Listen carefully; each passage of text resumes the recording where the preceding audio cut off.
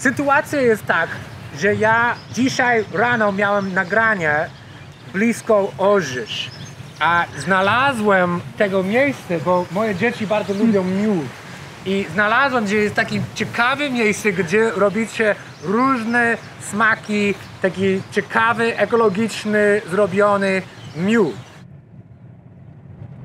Jestem Gaba z Pasieki Pszczoł w Głowie, a jesteśmy z Warszawy i spod Warszawy. Brzmi to dosyć może kliszowo, bo mąż po korporacji właśnie chciał rozpocząć robienie czegoś bardziej takiego rękoma własnymi.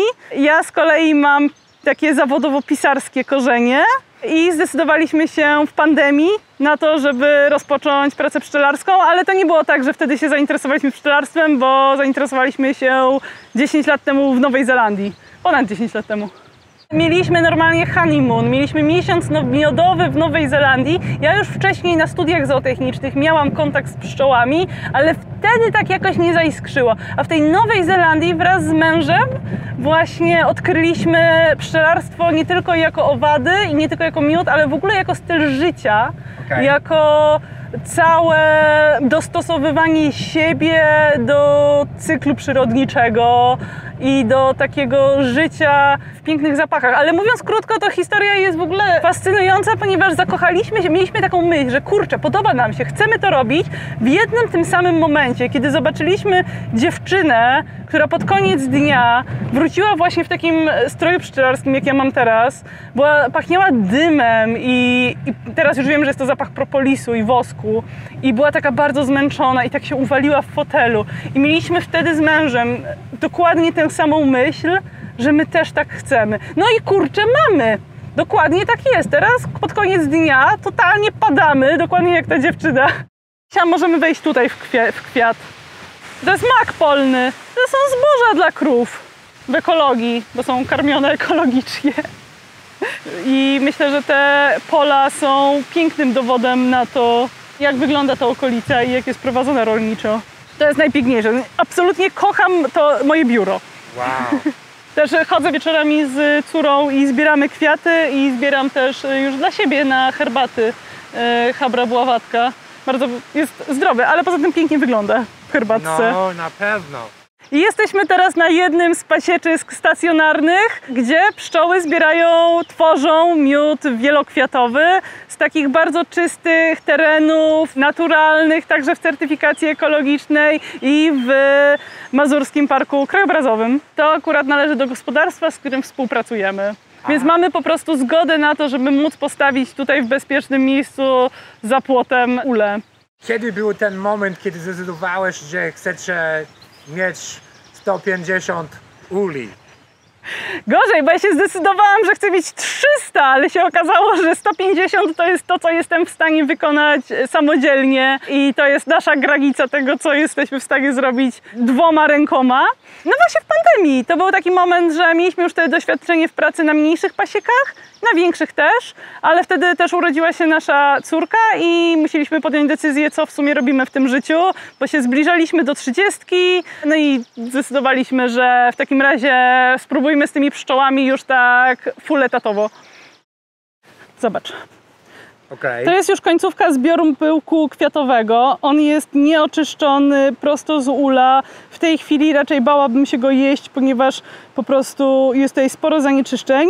Natomiast jest to jedna z najwspanialszych rzeczy, produktów, jakie można wziąć z ula.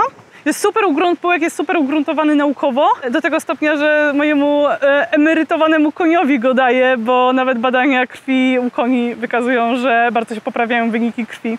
Teraz zbieram pyłek, żeby pokazywać ludziom, że pszczoły latają w bardzo różną stronę. Tutaj widać pyłek z 3 rodzin i widać, że w każdej z tych rodzin latała na trochę inny pożytek, na trochę inne kwiaty. Uważam, że jest to super ekscytujące. A co będziesz zrobić z tym? Przemrożę to, potem dam do suszarki. Pyłek sam w sobie nie jest naturalnie zakonserwowany. To nie jest jak miód, że on może sobie raczej stać, tylko trzeba nad tym pyłkiem trochę popracować, więc będzie przemrożony i wysuszony, żeby można było go dać do słoików. a potem służy albo jako przyprawa, jak ktoś chce mieć po prostu zdrowy dodatek do żywności, albo ludzie też stosują takie kuracje, że robią sobie codziennie rano drinki z pyłkiem i wtedy ten pyłek jest znacznie bardziej przyswajalny. Absolutnie kocham, to jest chyba mój ulubiony produkt pszczeli. W tym roku mamy go malutko, bo był zimny maj, ale dalej uważam, że jest to przepiękne.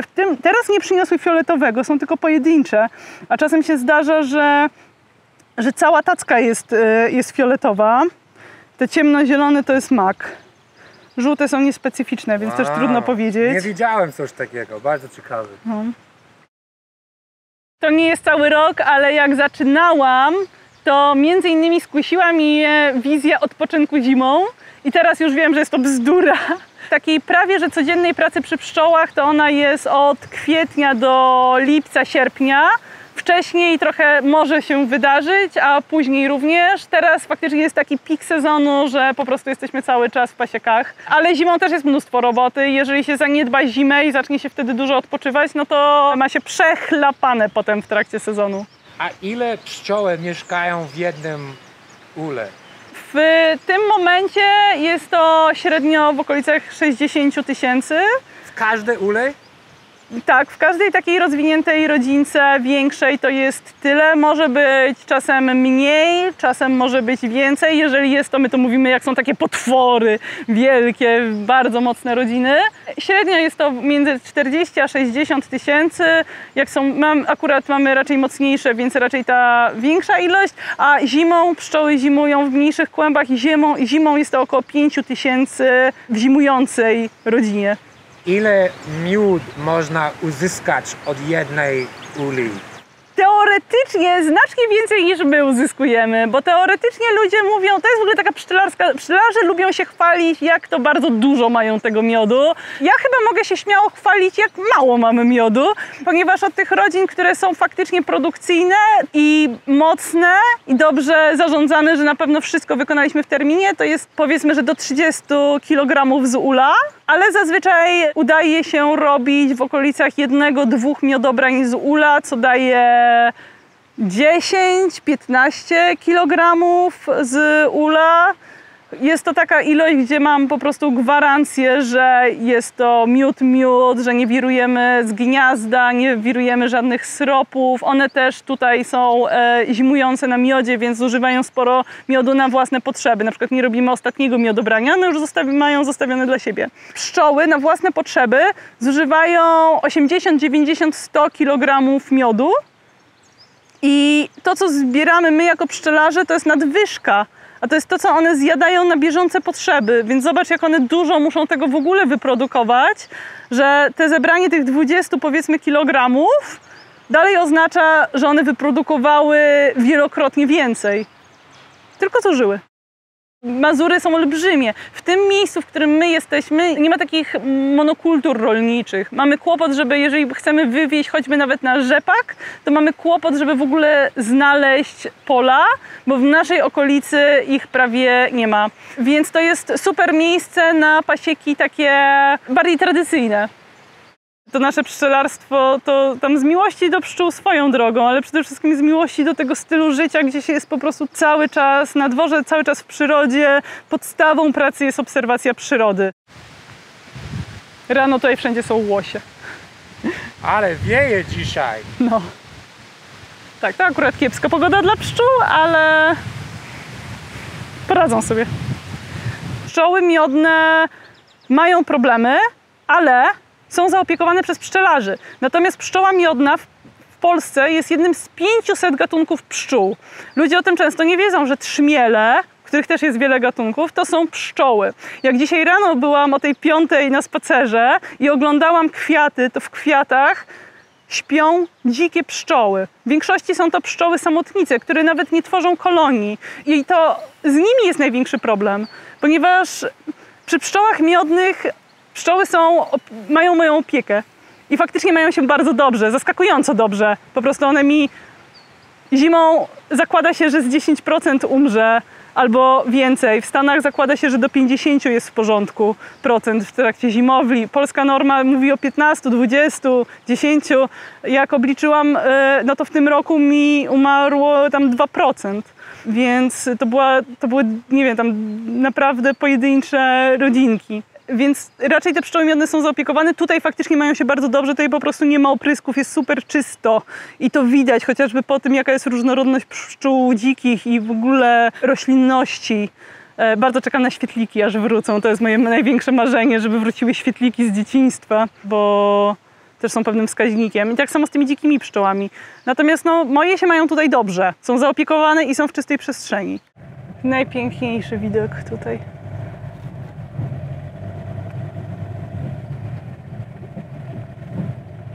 Wszystkich zachęcam do tego, żeby wieczorem poprzeglądać kwiaty albo wieczorem, albo wcześnie rano poświęcić chwilę na to, żeby tak troszeczkę delikatnie porozchylać płatki. Jest to bardzo intymna scena, jak się zobaczy pszczoły nocujące. Nie tylko pszczoły, bardzo dużo owadów nocuje w kwiatach, ale jest to piękne, szczególnie jak się zobaczy kilka przytulonych do siebie. Dzisiaj rano bardzo się wzruszyłam, jak widziałam pszczoły śpiące w kwiatach. Pszczoła miodna ma bardzo szeroki zakres, a pszczoły dzikie często bardzo wąski i do tego latają na krótki dystans. Pszczoła miodna lata do 2 kilometrów nawet, a niektóre z dzikich pszczół na kilkaset metrów, kilkadziesiąt metrów. O, z tych bzów zbierałam kwiaty wczoraj na syropy, ale to dla siebie głównie. Dużo zbieram kwiatów, dużo zbieram ziół. Interesuje mnie to, że ty i mąż razem podejmowali się takiej zmiany życiowej. To nie było tak, że jedna osoba musi przekonać drugiego. Nie. Myśmy z mężem się poznali, jak mieliśmy 18 lat i od pierwszej randki byliśmy małżeństwem. I do tej pory tak jest, że choć bardzo się różnimy, to mamy cały czas dokładnie taki sam flow i jesteśmy jedynymi osobami, z którymi ta druga osoba jest w stanie wytrzymać cały czas. To, że w tej samej chwili pomyśleliśmy, że chcemy być pszczelarzami, to jest jeden z wielu takich momentów, gdzie mieliśmy myśl bardzo podobną i no, łatwo się idzie przez życie. Łatwiej znacznie na pewno niż jakby tak nie było. To od pierwszej randki dosłownie byliśmy, dał mi kwiatka, ja go za rękę i już tak idziemy 15 lat. Dobra, sklep z miodem. Idziemy do sklepu. Węzewo. Wężewo! Ile mieszkańców w Węzewo? Z 50 może. A tu jest takie stare gospodarstwo, nie? No, pierwsze datowania osadnicze w tym miejscu to jest tak z 1000 lat temu. Tutaj jesteśmy na takim wzgórzu, czyli było to wzgórze niedaleko Przesmyku, więc był to taki dosyć ważny obszar. To jest piec. Całe te wielkie, na górze czasem prowadzę warsztaty, ale to wszystko to jest obudowa wielkiego pieca starej gorzelni. No i jeszcze nie jest tak, że nie przystosowaliśmy tej przestrzeni. Jest to bardzo autentyczna przestrzeń. Jest to po prostu piec, który ze 30 lat temu został odłączony. Cały budynek jest gorzelnią, jest gorzelnią obudowaną budynkiem. No i po prostu w tej chwili jest tak, że my tutaj prowadzimy sklepik, ale jest to za dużo powiedziane, bo po prostu mamy tutaj skład z miodami i trochę też pracownię pszczelarską. Ludzie mogą po prostu jechać tutaj i próbować wasze miód, tak? Tak, tylko trzeba zadzwonić. Bo zazwyczaj jesteśmy na pasiece albo coś robimy, jak praca jest cały czas, w związku z tym nie jest tak, że ktoś jest w sklepie i zajmuje się sprzedażą, tylko dokładnie tak jak ty, jest numer na drzwiach, trzeba przedzwonić, zazwyczaj jedna osoba jest w pobliżu, druga jest dalej na pasiece, więc ta, która jest w pobliżu, to przychodzi. Kompocik. Rabarbar z truskawką. Pokrzywy, pierniczkowy. Pokrzywa, o pokrzywie jedno słówko, bo ja kocham pokrzywę jako zioło, ale nie lubię jej smaku i byłam pewna, że jak robiłam ten miód w zeszłym roku pierwszy raz, czyli dodawałam do miodu naturalnego pokrzywę liofilizowaną i suszoną, to myślałam, że robię taką niszówkę tylko dla mnie, że to będzie jedna partia, nikt tego nie będzie chciał. Po czym się okazało, że to jest jeden z głównych miodów, jakie my sprzedajemy. Ludzie kupują to, żeby sobie dodawać do matczy. I smakuje im to, jak mówią, że to jest polska matcha. Wow, a które smaki są wasze bestsellery? Rokitnik, jak widać, Rokitnik. partia rozeszła się Bardzo natychmiast. dobry. Pigwowiec z miętą również musimy cały czas dorabiać, bo też to jest tak, że tutaj niektórych jest więcej, niektórych mniej, dlatego że po prostu... Kwiatowy. Pyłek kwiatowy, to tutaj jest pyłek już przygotowany. Wow. Zazwyczaj ludzie robią takie kuracje, czyli stosują to zamiast suplementów o takim bardzo szerokim spektrum. To jest mnóstwo, to są męskie komórki rozrodcze kwiatów. Tam jest, mówiąc krótko, bardzo dużo witamin, makroelementów i bardzo dobrze jest ugruntowane naukowo. Jest w medycynie konwencjonalnej również zalecane. Więc biorą to osoby, które dbają o zdrowie, które sobie chcą polepszyć odporność, ale też sportowcy to stosują, osoby z obniżoną odpornością w chorobach. Jest dobry. Polecam ci do spróbowania, jest bardzo smaczny. Wracając do tej różne smaki. Podróżuję w Polsce, ale nigdy nie widziałem takiego miejsca, które ma tyle różne smaki, jeżeli chodzi o miód. Mamy super miody naturalne, ale wszyscy mają bardzo super miody naturalne.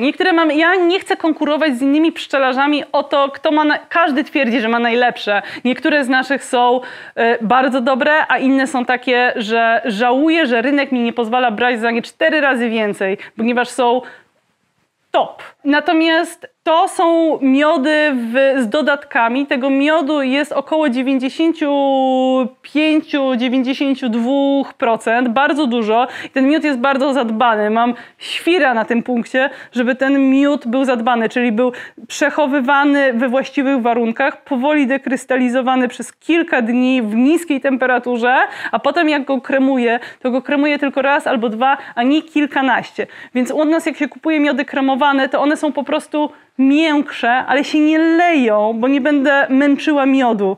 Więc to są rzeczy, które niektóre rzeczy ludzie kupują bardziej dla zdrowia. Jak na przykład miód z pyłkiem, czy miód z rokitnikiem, albo nawet i z różą. Niektórzy kupują dla dzieci albo dla siebie, jak nie lubią miodu i chcą sobie przemycić miód.